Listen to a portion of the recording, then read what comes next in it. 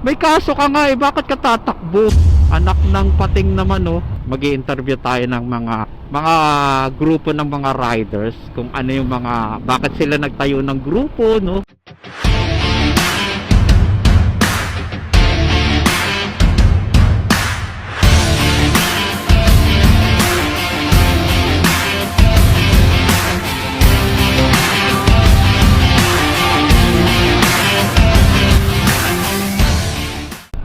Uy, ano to? Huli? May nanguhuli oh. Anong violation na ito? Anong violation mo, Brad? Ito guys oh. Ano kayong violation na ito? Oh. May nanguhuli guys. So yung mga taga Tejero, ingat-ingat kayo dito sa may going to Maple Grove. May nanguhuli guys. Tsaka ba't nanguhuli sila? Ano lang to mga to ah? Oh. Traffic enforcer lang to mga to ah. Bakit nanguhuli to mga to? Bakit nanguhuli sila guys no? Ayan oh guys oh. LTO. Anong problema na ito mga to? Oh. Danger. Mahigpit na dito guys. At may nanguhuli na. Uy. Sisingit Brad. Anong violation ni kuya? Di natin alam. Yan guys no. Ang aga ng hulihan. Ito nga pala ang inyong Tito Odi at kayo nanonood sa Tito Moto Out. Chismisin ako may konting vlog. Konting vlog sa motor. Yun, ano nga bang pag-uusapan natin guys no? Ano ba? Ang mga tatakbo sa eleksyon. Kung napanood yung mga nag-file ng candidacy. Oo, tama ba? Ano no, para tayong niloloko na no guys. Niloloko in terms na kung sino-sino na lang ang tumatakbo. Merong gahaman sa kapangyarihan, merong nakakaduda kung anong magagawa sa gobyerno, guys, no? Merong dating presidente, guys. Magiging mayor na lang ulit ng Davao City. Alam niyo na kung sino ang aking tinutukoy. Yes. Karapatan niya, 'di ba, guys?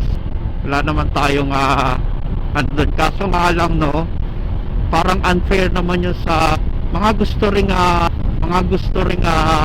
magkaroon ng pagkakataon na mamuno sa kanilang lugar katulad ng Davao. Kasi 'di ba, isipin mo no, naging presidente siya ng Pilipinas tapos babalik na pagka-mayor, 'di ba? Well, siguro since naman na ang balita sa Davao is simula na naging mayor siya, naging maganda ang Davao.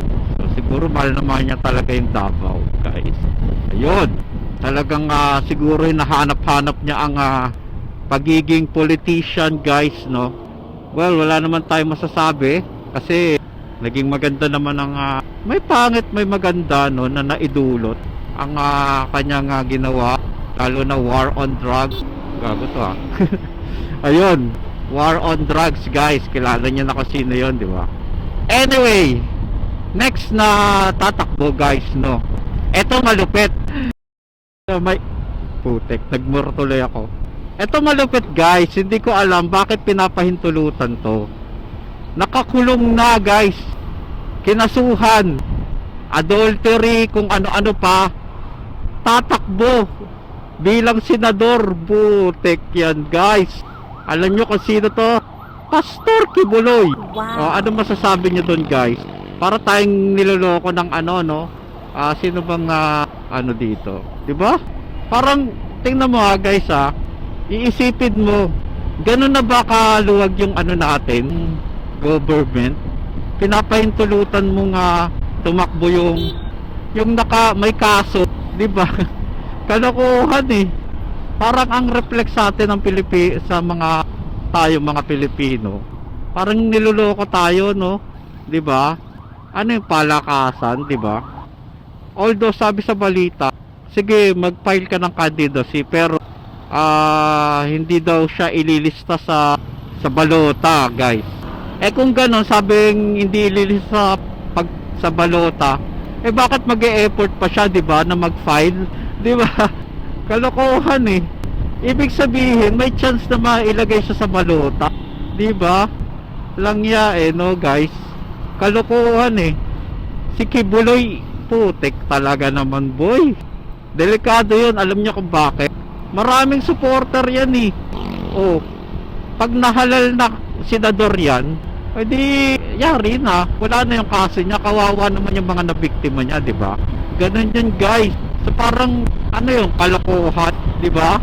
Pinagloloko tayo nitong mga hinayupak na comment. Galit na galit di ba guys?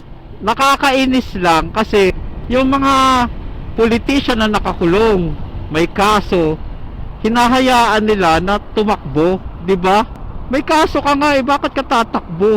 Anak ng pating naman Anong tingin nyo guys Si Kibuloy tatakbo, may kaso. Buti na lang si Alice Guo hindi na tatakbong pagka-mayor, di ba? Kalokohan guys. Ito pa guys, ito nire-respeto ko to bilang boxer si Idol Manny Pacquiao Hindi ko alam kung ano ng plano niya sa buhay niya Alam mo yun, naging na siya senador. Although alam ko may nagawa naman siya sa Senado. Hindi niya na alam kung anong mangyayari sa buhay niya May negosyo na siya. Ang sobrang yaman niya na, promise.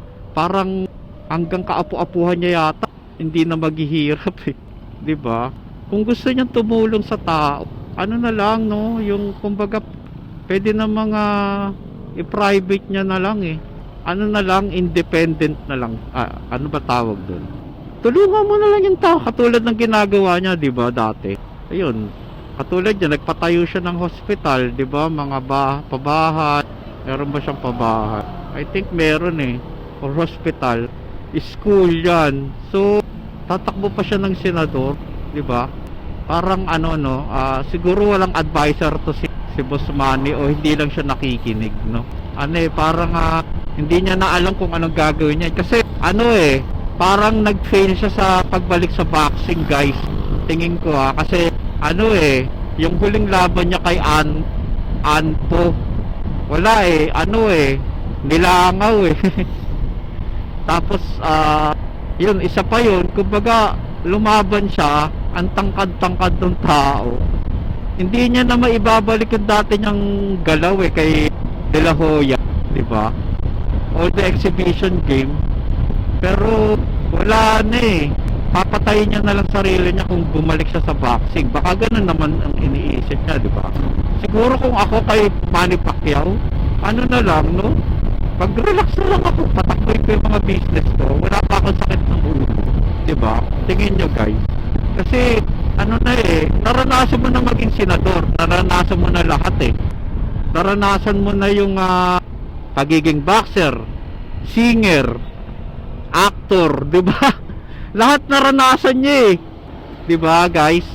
Lahat na niya na, kumbaga yung lahat ng siguro mga frustration niya sa buhay, na-achieve niya na naging senador siya, naging singer, actor, boxer, naging basketball player pa nga siya di ba?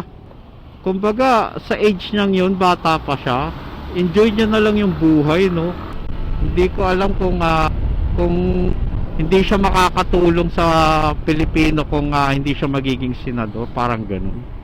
Hindi ko alam guys siguro may diyan nag-uudyok, di ba? Tapos si Jinky din kasali na sa party list. Ano ba yung party list? Although yung party list ni Jinky maganda naman kasi ang hadikain nila yung palakasin yung sports.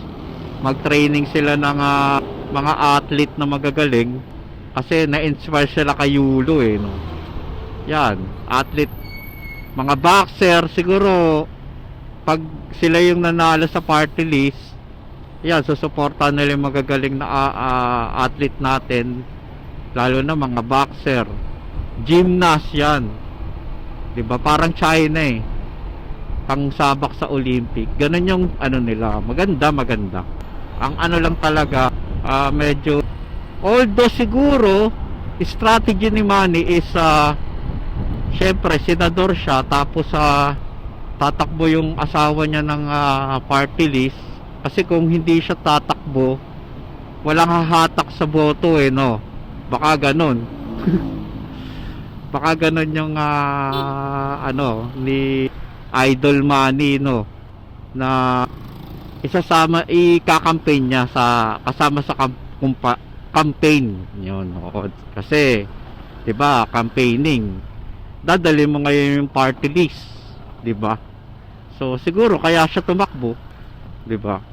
Wala eh, ano eh, di ko alam, siguro ano ba, sobrang laki ba ng kikitain mo pag naging politician ka? Kasi ang daming gahaman sa ano, no? Merong mga nagbabalik na politician, si Sigsong, si tawag dito, sino pa ba? Si Ping Lacson. Ping Lacson, tingin ko, oo. Hindi na nila binibigyan ng pagkakataon yung ibang tumakbo, no? Although, ang dami nga pala, no? Kasi, sabihin mo na ang dami, pero matunog ang pangalan mo ever since eh. Kumbaga unfair eh, no? 'Di ba? Naranasan mo na eh, dapat magbigay ka naman ng ibang ano, opportunity sa ibang aspiring candidate, 'di ba? Ayun, tapos ano pa ba? Eto guys, no, ewan ko kung tama yung decision ni ano eh, isa pa to, si Doc Willie Ong, oo. Kagagaling lang niya sabi niya, ano na daw siya eh, cancer free na eh. Alam mo yun guys, cancer free na daw siya. So, ngayon, ang gagawin niya, tatakbo siya bilang senador. So, tingin nyo guys, no, tama ba yung decision ni Doc Willie? 'Di ba? Parang, kasi dapat, ayun na nga nagpa-trigger sa kanya eh, no?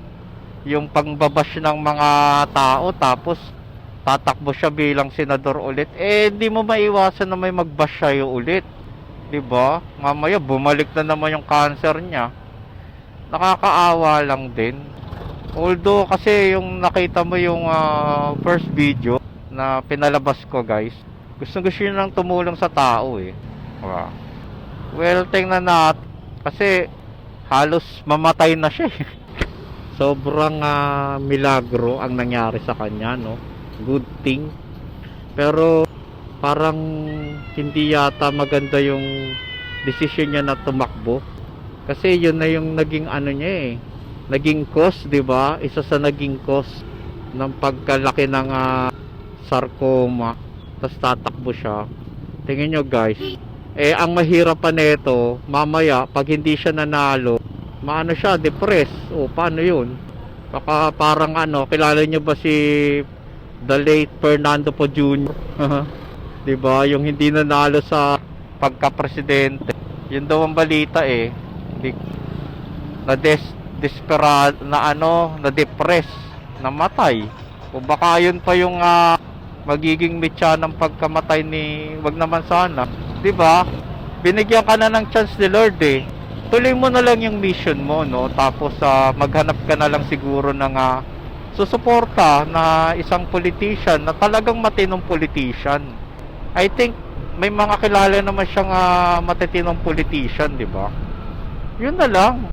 Hindi na yung papaguri mo sarili mo ulit, 'di ba? Mangangampanya ka, pupunta ka sa iba-ibang lugar, 'di ba? Kagagaling mo lang ng cancer. Tama ba, guys? Wala eh. Parang ang daming nahuhumaling na ano, no, na mga aspiring at mga returnees. Ewan ko kung ano meron sa politika eh, no. Tumakbo kaya ako, no. Takbong pogi, no guys, tingin nyo. Takbo tayo, no. Takbong pogi lang, di ba? Iboto nyo Tito Odi bilang pogi. Oh, di ba? Kasi 'di ba guys, grabe no. Ganun na ba kalupit? Bagay tingin nyo malaki talaga pera sa politika eh, no. Kasi may mga budget yan eh. So pag hindi nagamit, gagawan siguro ng paraan. Oh, ito nagamit namin to. Churba. 'Di ba? Tingin nyo guys. Please comment down below, no. kung anong tingin nyo sa mga candidate na tatakbo ngayong 2025 senador, mayor. Yon guys, no? Ay nako, well, ginusto nila yan. So siguro laging sinasabi, vote wisely. Sino pa si Wisely? Joke. Ayun. Anyway, maraming salamat sa inyong panonood. Nga pala, gusto ko lang i-shout out si Boss Adrian. Yeah. Kasi maraming salamat sa iyong suporta, panonood. Isa siya sa membro ng kung yun ang nagkakamali, R15 Down South. Sana tama ako. Pasensya na, Boss Adrian, R50 Down South. Yun. Hindi ko alam kung siya yung president or siya yung isa sa membro. Hindi ako sure. So, sana balang araw ma-interview natin ang kanilang grupo, no guys. Gusto nyo ba yun? Mag-i-interview tayo ng mga grupo ng mga riders, kung ano yung bakit sila nagtayo ng grupo, no? Maganda yun, Sana pa hintulutan ako ni Boss Adrian, no? Interviewin ko siya. Ano yung adikain nila, no? Bilang R15 Down South. Tama. Boss, ako yung humihingi ng pahintulot yan para interview. Unang grupong aking i-interviewin sa mga riders, bakit sila nagtatayo ng mga grupo, 'di ba? Ano bang nila aim? Kasi usually 'di ba pag nagtatayo ka ng grupo, meron kang meron kang mission, 'di ba? Katulad ng magtayo tayo ng grupo para matulungan natin ang mga mahihirap. 'Yon. So, katulad nitong grupo ni Boss Adrian na R15 Down South. Tama ba? Ayun, boss.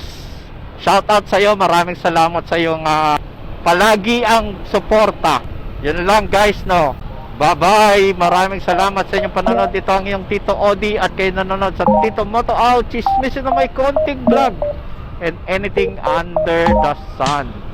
Peace. Mga nagmamadali sa daan.